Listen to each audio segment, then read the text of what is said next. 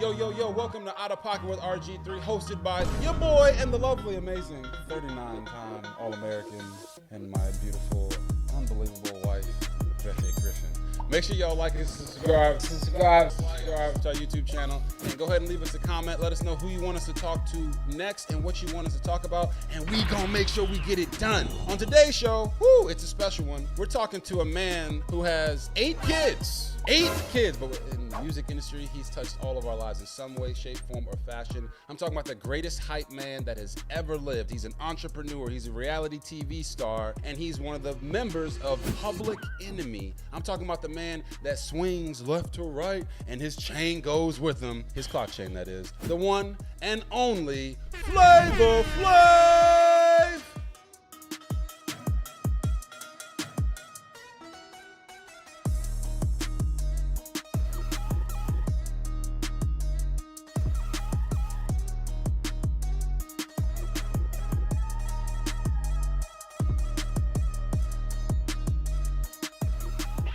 The man himself, Flavor Flav. Appreciate you coming to the show, man. And every person that comes on the show, we want to ask them one question first, and it's, how are you? How are you doing? Hey, like a coat in the closet, hanging in there. You know what I'm saying? Yo, can I curse? Of course. Yes. I can curse? Yeah. Okay, same different toilet. No, I'm just joking. I mean, But no, I'm doing good, though, man. You know what I'm saying? God is good. You know what I'm saying? He's been preserving me, man. I'm just grateful to still be here. No, we like to ask that question because typically they're going, hey, what about this in the rap game, and what about this? And we just want to know how you're doing because we feel like that's really important for the mental health of everybody. And not everybody gets asked that every single day, so we appreciate you. No doubt. But yeah, I'm doing all right, man. God is good.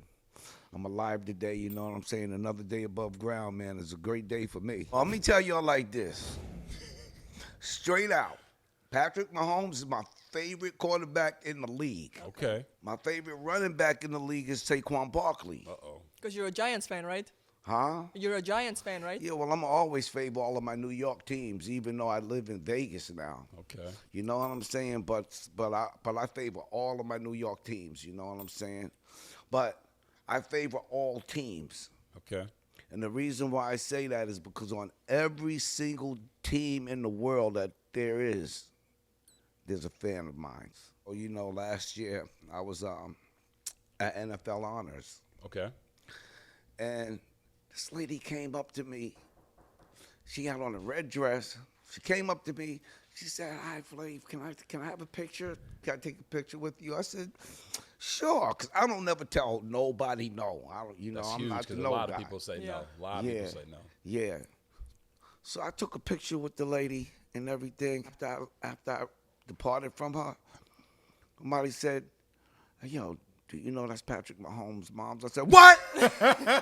Like, yo, man, I had to go back to that lady, bro, and hug her, man, and tell her, yo, thank you for bringing the best quarterback in the league in the world. You say you're a fan of the New York teams. What did it do to you to see Saquon leave and now to see him having such success in Philly? I know one thing. The Giants got to be sick to their stomach. The Giants got to be sick to their stomach because they let my man go. They traded him. And not only that, but also, Saquon, I watched a couple of his games when he was playing at Penn State. Right. He went to school with my cousin, Shep Garner. Okay. And Shep Garner used to play basketball at Penn State. And, he set the three-point record, the three-point shot record up there, you know what I'm saying? But while I used to go up to Penn State to see my cousin Shep play ball, I also went to a couple of the football games up there. Okay. I used to watch Saquon play. You know what I'm saying? So you've been known since day one. Yeah. So I'm so proud of my man that he came all of this way. You know what I'm saying? He came a long way, man, from Penn State. You know what I'm saying? Yeah, Word we think Saquon's his story is so relatable because we've all been somewhere before where we didn't feel like we were appreciated. Yeah. Right? So for you, being a legend of the rap game, do you have a story like that where someone doubted you before you became who you are today and really took off a Public Enemy? Well, Yeah, because there was some people that used to really doubt me. The ones that doubted me, the only way that I can really get back at them is to be successful and to stay successful. Right. Yeah, a lot of people had their doubts in me, man. A lot of people said that I wouldn't live to be past 33 because I had a crazy life. You know what I'm saying? But, mistakes were made to make in the first place. You know what I'm saying? But, mistakes were made to make in the first place. You know what I'm saying? And they were made to make over and over and over until you get it right. Right. You know what I'm saying? But they were also made to learn from. And they were made to not do it again. Why do you think Public Enemy has such a huge impact on the culture? Well, that's because, we came from a place in music, where a lot of people wasn't coming from, and we weren't afraid to voice our opinions, and we were more like the CNN of the streets. You know what I'm saying? Our music, we would write about all of the problems that's going on in the neighborhood, but in the same song, we'll come up with the solution. Right. That's a good one. That's it. Coming up with the solution is such a big part of it. Yes. A lot of people will talk about what the problems are or say what they think the problems are, or be loud about it, sometimes loud and wrong, but they don't come back with a solution. Right. Why was that so important for you guys to do? Well, that's because, we was on a mission, you know what I'm saying? We were trying to unite, you know what I'm saying? And we were trying to stop a lot of the gang violence that was going on around the neighborhoods, because when I grew up in gangs. But after a while, you get to a point to where it's time to grow up. Right. You know what I'm saying? And the whole nine, and it's time to lead the kids that's watching you. Because there was a time when I was a kid and I was watching my older peers. And I wanted to be like them. Right.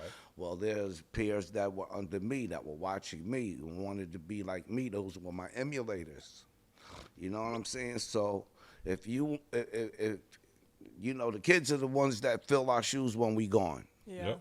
So if you want them to fill our shoes the right way, you got to do the right things in front of them now. For Right. sure. You know what I'm saying? Because whatever they do, whatever we do, the memories go to our grave with us. It's true. But so that's what we wanted to do. We wanted to just be leaders, man, and and influences of unity. We try to unite. That's why we were throwing those park gigs, Right. and those, you know what I'm saying, to try to, relieve a lot of the gang tension that was going on in the neighborhoods. So we would throw these gigs to give everybody something to do, something fun to do. Right. You know what I'm saying, in the whole nine. And back in the days when we used to do MC battling, it used to be fun. You know what I'm saying? Today, MC battling, it's not really fun anymore. I mean, it's fun to watch because it makes you step up your penmanship. Right. You know what I'm saying? But it's getting too serious, too, to where people want to harm each other and kill each other. Right. And it wasn't like that back in the days. I wish that, battling could be fun again. It was fun when Cool Mo D and Busy B did it. Talk about battling. Would you ever do a versus battle? Huh? Would you ever do a versus battle? Well, check this out. I wanted to I love it. Go ahead. Talk to us. I wanted to do a versus with RUN DMC. Public Enemy and RUN DMC. Okay. But our verses wouldn't be us battling against each other. Our verses would be about teaching everybody about our music. You know what I'm saying? That helped change and sculpture the culture. Right. You know what I'm saying? Because back in the days, come on, man. When Running Them first came out, Sucker MCs, whoa. Yeah. Yeah, you know what I'm saying? The whole nine. The first tour that we went on was called License to Ill, which was with the Beastie Boys. Yep. You know what I'm saying? That's the Beastie Boys. And at that time, I was the only one. I mean, my group was pro-black radical. You know what I'm saying? I was the only one in the group that went outside of the box. You know what I'm saying? Yeah. So when the Beastie Boys would be performing and they had a Budweiser beer deal, you know, a Budweiser beer sponsorship. So when they're out there on the stage, they're drinking this beer, man, and the stage is just full of beer. We be slipping and sliding around. And I used to go out there on the Beastie Boys stage and hang out with them. Okay. By me doing that, I say it broke the racial barrier within rap music. Okay. You know what I'm saying? I remember when Vanilla Ice first came out. Yo, yeah. That's my good friend, man. That's my boy. But nobody was trying to understand him. They like, yo, who does white boy think he is coming? Yo, you know what I'm saying? In the whole nine, coming out here thinking he could rap this and that, and this. First of all, I just want to say he ended up proving himself who he is anyway. You know what I'm saying? And, you know, when it comes down to music, music is for everybody that likes it. It doesn't have a race. Right. It doesn't have a race. It don't, you know what I'm saying? It doesn't have a color. Yeah. You know what I'm saying? In the whole nine. So, Do you think you doing that and breaking that barrier with the Beastie Boys, do you think that's why a guy like Eminem was able to come in many years later and kind of have the impact that he had? Well, whoa, I'm going to tell you, man, Eminem, right now to this day, he's the best alive, the best rapper alive. Nobody could beat out Eminem. And there's been people that tried to battle Eminem and everything, but every battle Eminem got into, Eminem took him out. You know what I'm saying? So when you keep winning, that means you're the best. Right. And it's the way that Eminem was coming out, spitting his flows. Eminem was more like the hood, man, more like the streets. You know, Vanilla Ice didn't come from that world. He came from another world. Eminem came from the streets, straight from the gutter. So that's why, definitely, you know what I'm saying? He was definitely accepted because he knew what the fuck he was talking about. He knew his shit. You know what I'm saying? Not only that, but he was the best. And then not only that, but he got with the best. He got with Snoop. He got with Dre. Right. You know what I'm saying? They had a group back in the day, too. You know, and that's when I first met Eminem. Okay. And when I first met Eminem, I didn't know who he was. And he went absolutely crazy over me, man. He was like, yo, come on, man, that's Flavor Flav. Yo, you know, I didn't know who he was then. And then I learned who he was. Yo, man, you don't know how much of an honor it was, man, to receive the love from a guy like that. Yeah. You know, and it was real. Yeah, he showed love and honor to the history. Yeah. You know, some of the best football players, best rappers, best musicians, they know the history of what they're performing inside of because you can pull off of that. So it's cool to hear you say that. About Eminem, I just saw a video recently of you guys meeting up at the VMAs. Yeah. And you could tell the love was real. But But you know this, some people hate when someone says that Eminem, a white man, is the best rapper alive today. They get upset about that because they feel like the culture was created in the black community. Why are you willing to say, no, this man, he's the best, regardless of the color of his skin? Well, first of all, you know what I'm saying? All of this is based on feelings. Yeah. You know what I'm saying? And these are my true feelings. When nobody can beat you, you're the champ. Yeah. You're the best. You're the greatest, like Muhammad Ali was. You know, wasn't nobody beating him really too much. Yeah. And he was the greatest. You know what I'm saying? Same thing with Eminem. And that's why I say that he's the best, because I haven't seen anybody beat him out yet. I love that. You know what I'm saying? In the whole nine. So like I said, it ain't about color. It ain't about color. It's about who you are inside and how you carry yourself. Right. You know what I'm saying? Mm-hmm. In the whole nine. And we agree. Eminem, yes, he's a representative. How did that transition from music to reality TV for you happen? To go the surreal life, the flavor of love. How did you get into that? Yes. Whoa, good question. Every show that I had, that I was on VH1, was number one. I never, ever left the VH1 at number two. I always stayed at number one. But thanks to y'all that watched me, though, you know what I'm saying? So Surreal Life 3 was the first show. that I was on, and it was myself, my boy Jordan Knight from New Kids on the Block, my girl Charo from the Love Bowl, right? Coochie, coochie, coochie. Yeah. Y'all know where y'all women know where y'all got that word from. All right, from Charo though, the coochie. Coochie, coochie, coochie. But she's like coochie, coochie all the way to the bank. Yo, that's Charo. That's my girl. Yo, she is fun. She is fun though. She's fun people. You know what I'm saying? My boy Dave Coulier from a TV show called Full House. Yep. A girl named Ryan Starr who got booted off of American Idol, but you know she ended up on our show. And then Bridget Nielsen. One day in the house, Bridget went to touch my face. I smacked her hand down, and I'm like, yo, I don't want nobody touching my face. She said, you don't want like nobody touching your face? I said, no. Man, she smacked the shit out of me, bro. Bow! Oh my God. I was like,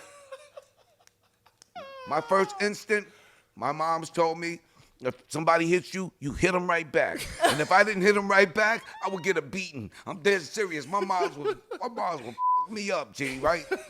Yo, my first instant, I came back. I reached back to Australia with this one. I said, came back, bow! Oh my God. Yo, now she's 6'2", bare feet.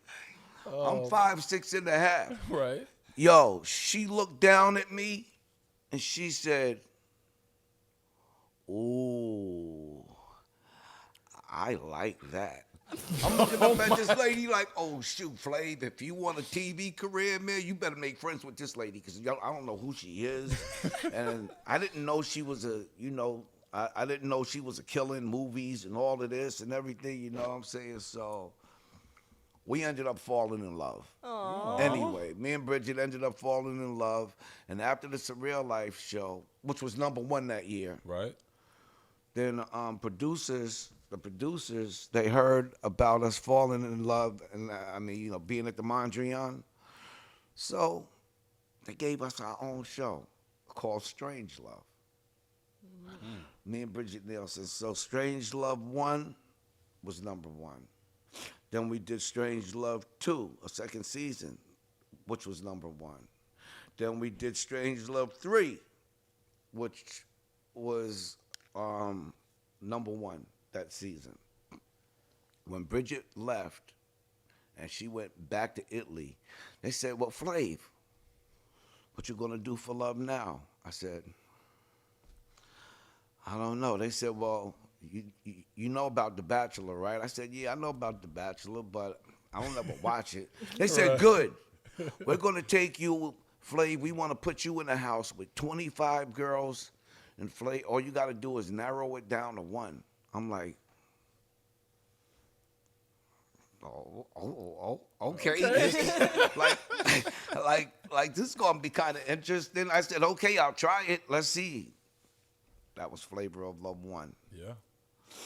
Flavor of Love 1. Oh man, it was so crazy because my girl Hoops, New York. Yep. You know what I'm saying? OGs. Pumpkin. Yeah. You know, a lot of them, you know what I'm saying?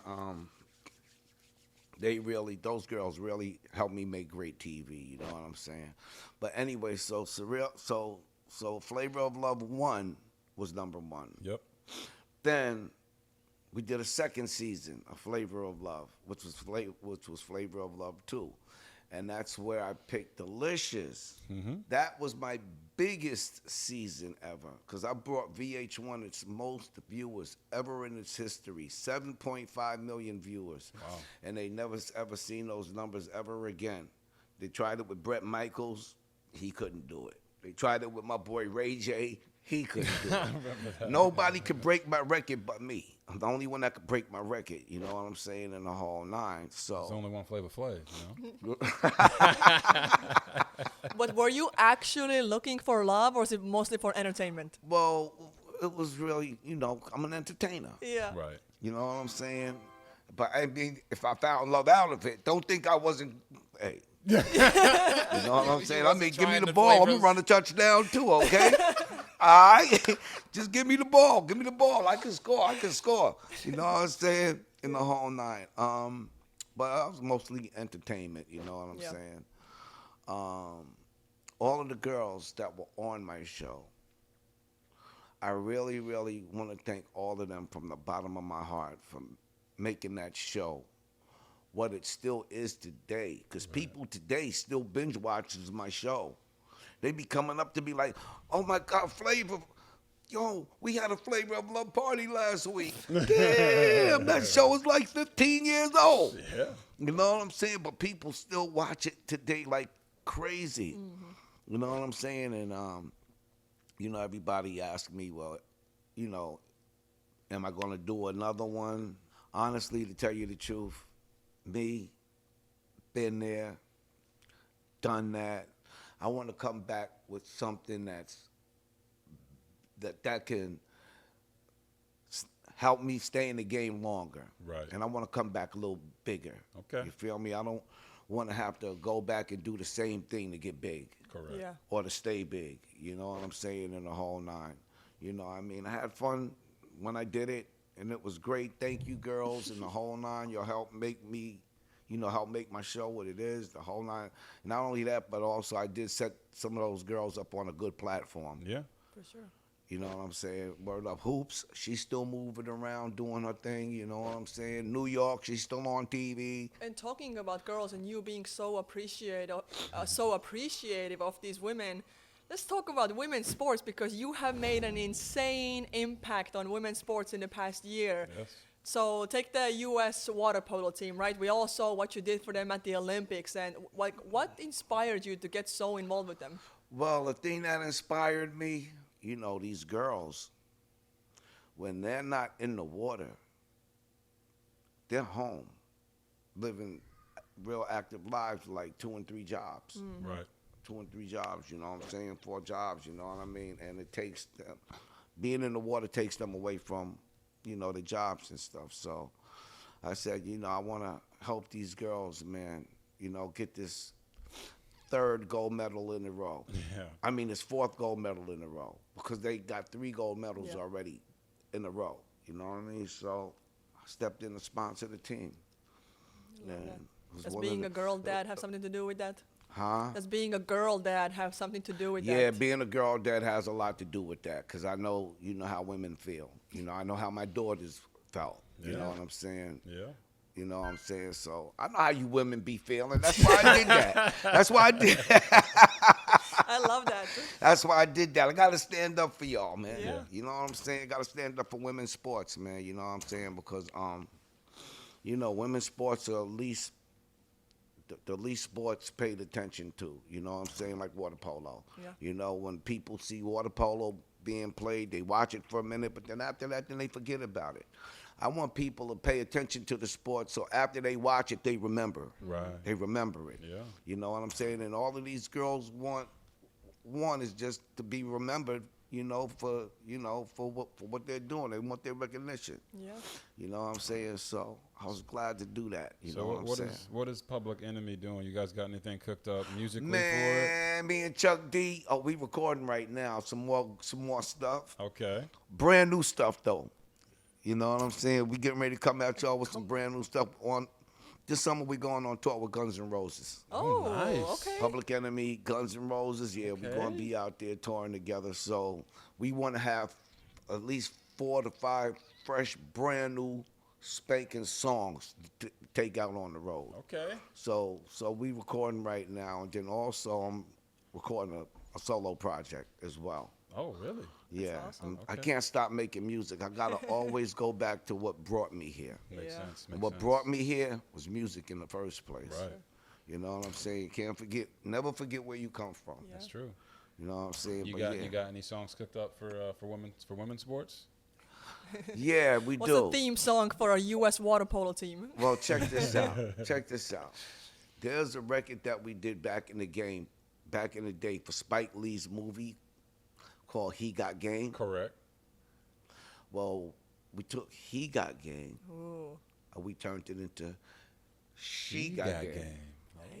You know what I mean? And, I love it. And this is a record. You know what I'm saying? That's for women. Yeah. You know what I'm saying? Women And you're such an empowerment. avid Taylor Swift supporter. You took the whole team to a Taylor Swift concert. Like, Yeah, man, that's right. Are you King Swifty? Yeah, hey, I'm trying to tell you now, it's all good. You know what I'm saying? And I didn't get the name I didn't get the title from Taylor. I got it from the Swifties. Okay. of course. Because the Swifties see how hard I get down for Taylor. Because I go down for Taylor, man. I love her, man. I mean, she's real. Her music is real. All of her feelings, you know what I'm saying, is in the grooves of her records, bro. Right. You know what I'm saying? And, I only support the truth. And Taylor Swift is the truth. Not only that, but she's one of the most important artists of our time right now. Yes, for sure. I don't know nobody else that did a concert and the shit hit the Richter scale. Yeah. I know. Taylor Swift causing earthquakes around here. Oh, yeah. Yeah, you know what I'm saying? So I'm proud to be King Swifty. You know what I'm saying? Word up. No, that's awesome to see the development of music, right? When you started, I'm sure you weren't sure, like you were confident. You talking about Chuck D, like, hey, he think he's like that, but no, he is like that. When you've seen the way that music's changed today, do you like where it's at? Do you not like where it's at? Hey, listen, check this out. I call this changing of the guards, man. You know what I'm saying? And the whole nine. I mean, just like a lot of people adapted to my music, and I'm a musician. Yeah. I adapt everybody else's. You know what I'm saying? In the whole nine. So music, it is what it is today. You know what I'm saying? And I just, just don't want it to get violent, though. Right. You know what I'm saying? In the whole nine. I want it to stay peaceful. And you know what I'm saying? Because the kids are growing up, man, wanting to be like these videos that you see on TV. Yeah. You know what I'm saying? These big stacks of money, guns, drugs, you know what I'm saying? Back in the days when we made drug records, we were talking about selling them and making money off of drugs. No, Right. today these records are different. They're talking about using them. Yeah. Right.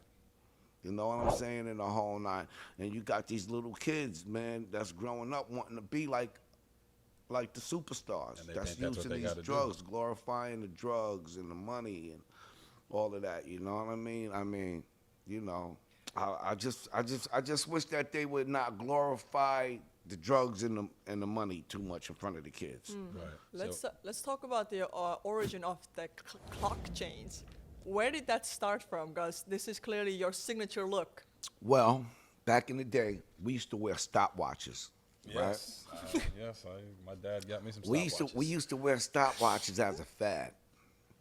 So the guy that I was telling y'all about, Son of Berserk, that wanted me to play keyboards on the tape for the radio show. One day, this girl came through our projects. We were playing a dozens, and she had this box of shower clocks that she stole from a place called Fortunar. Okay. So Berserk took one of the clocks out of the box, took the stopwatch off of my neck. He put the clock around my neck.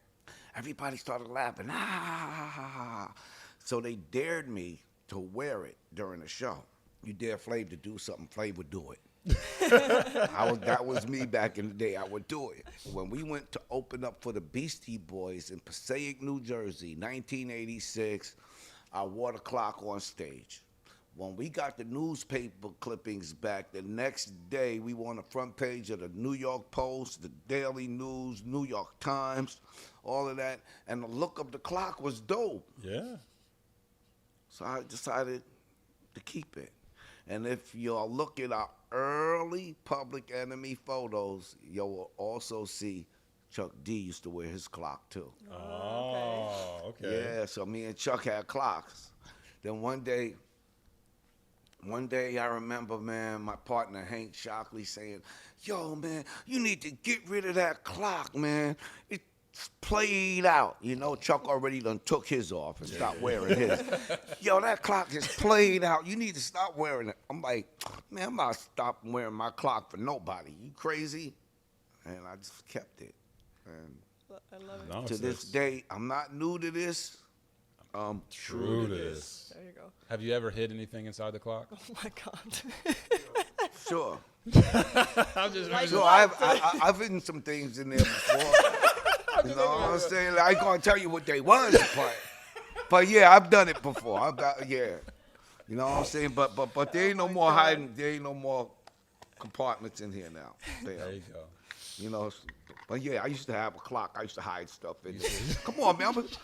I'm a street guy. What do you expect? Yeah, we hide He's everything. talking about movie theater snacks, okay? No, yeah, snacks. There's definitely snacks. There you go, for definitely sure. snacks. Yeah. I used to pack some snacks. There you go. I used to hide some snacks. You used in to my have some clock. snacks in the clock, and you bringing that up. It's like obviously the time is right. The time was right for you to wear the clock, and it's become part of who you are. Did you think it was going to become that big? Hey, I didn't think about it. I just did it. And let me tell you something. When we went to my second home, which I call England. Okay. That's my second home. Shout out to England. When I got to England and I got out there on that stage at the Hammersmith's Odeon, I looked in the audience. Everybody had on clocks. I was like, oh, shit, I did this? Yes. Like, wow, everybody had clocks had a on. clock, So man. everybody around the world was wearing clocks. That's amazing. You know what I'm saying? That's called impact. That is called impact, and not Yeah. every artist can say that they've done And that. then in the New York schools, they started banning them because people were taking these and using them for weapons and shit. You know, clocking people over the head and shit. Maybe he's the reason they coined that term. I'm gonna clock you upside the head. Yeah. They was taking flavor chains and smacking Yeah, upside the clocking. head. I always used to say, I'm clocking you. That means I'm paying attention to you. Right. So you can't get fast on me because I know what time it is. Ooh, You that's know what deep. I'm saying? Time is the most important element that we have in our life. Yeah. We can't afford to waste it. It doesn't wait for us. When we stop, it keeps going. You know what I'm saying? And every minute that the minute hand goes around, we have to use each second to our best value. Time brought us in. Time is going to take us out. Yeah. You know what I'm saying? So Wow. that's why I say I be clocking. I'm clocking. But right now, we clocking. We're on the clock right now. Hey. All right, so before we let you go, we have a segment called Rapid Fire. My first question is, do you think Lil Wayne should have gotten the Super Bowl halftime show over Kendrick Lamar? I think Lil Wayne should have been here performing at the Super Bowl, period. I agree. Can you expand upon why? You know what I'm saying? Huh? I'm from New Orleans, so Yeah. And Lil Wayne, that's my guy, man. You know what I'm saying? I love Lil Wayne. He stays consistent to who he is. You know what I'm saying? He don't change. You know what I'm saying? Not only that, but he's got mad love for Flav, and he shouts Flavor Flav out in his records. Yeah. You know what I'm saying? love it. So, yeah, I think he should have been here at the Super Bowl getting a piece of this, Right. at Yeah. least. Because this is where he's from. it's his city. You know what I'm saying? And he's the New Orleans representative. If you could have dinner with 3 people that are alive, who would they be? I'd love to have dinner with Miles Davis, Quincy Jones, and my girl, Billie Jean King. The reason why I say Billie Jean King is because when I was over in Paris, I got to meet the great tennis player, Billie Jean King, and I even got to take her to lunch, bro. Okay. Yeah. Okay. Took her to lunch. Yup. Took Billie Jean King to lunch, man, and she got so much mad love for Flav, bro. That's awesome. You know what I'm saying? Word up. So I keep telling Billy, when I come to New York, we gotta go to dinner. We already had lunch. Talking about dinner, Or- if you could or- only eat one food for the rest of your life, what would it be? Chicken, fried chicken. Fried chicken. Yeah, fried chicken, ribs. Watermelon. Yeah, watermelon too. I'm the watermelon man. Yeah, I love watermelon. Who doesn't Yeah, I love me some watermelon, boy. You love Hey, watermelon too, and not right? only We all that, love but I got watermelon. this thing that I do with the watermelon. Yo, check this out. I'm gonna let everybody know my secret, and y'all can try this at home. Okay. Okay. Here we go. I want y'all drink Kool-Aid? Y'all like Kool-Aid? Yes. All right, check this out. I want you to take some of your favorite Kool-Aid, sprinkle it on a watermelon, or watch what happens. Your taste buds are gonna explode. They're gonna go crazy for more. More. Watch it. Try it when we get We home. will try it. Try it when Yo, we and get once home. you do that and you bite that bad boy, you gonna be like, Flavor Flav. Yeah. That's what's gonna happen. That's awesome. That's what's gonna happen. You gonna remember me. That's great. After every single bite, you gonna be saying my name. Okay. My last rapid question. You have any more? Any others? What's your favorite women's sports to watch? My favorite women's sports to watch right now, but really water polo, because that's the newest thing in my life. You know what I'm saying? I've never been into water polo until I started sponsoring the girls. Then I learned how hard it is to play it. Oh yeah. Oh yeah. I jumped in the water with the girls. Yo, man, they taught me the egg beater and all of this stuff, you know what I'm saying? So here I am trying to keep myself up, because the water's like 7.5 feet deep, 8 feet deep, you know what I'm saying, in the whole nine. And not only that, but your boy Flavor Flav scored 2 goals on the Ashley Johnson. Okay.